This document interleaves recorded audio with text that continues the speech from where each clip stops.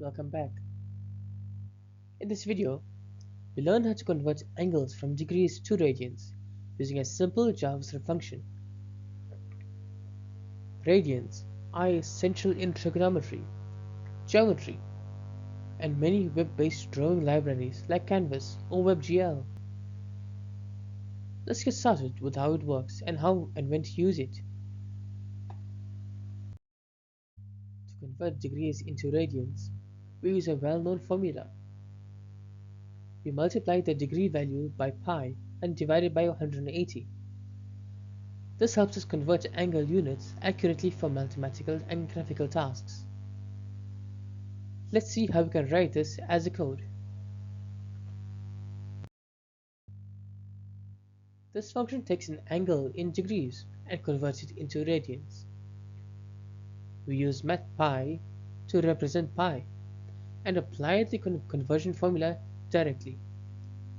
It is short, efficient, and works for any angle value. Now, let's walk through how this works under the hood. We start with an angle in degrees as input. Then, we multiply by pi using Math.PI and divide by 180. This gives us the angle in radians, which is perfect for trigonometric calculations. Let's verify with some examples next. Here's a table showing how different degree values convert into radians. Notice that 180 degrees equals pi radians and 360 equals 2 pi. This makes it easy to visualize rotations and angles in math and graphics. Now, let's look at how this applies in real-world projects.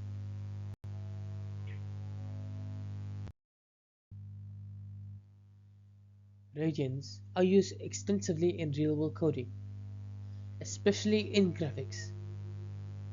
If you're drawing on a canvas or rotating an object in a 3D space, radians are required.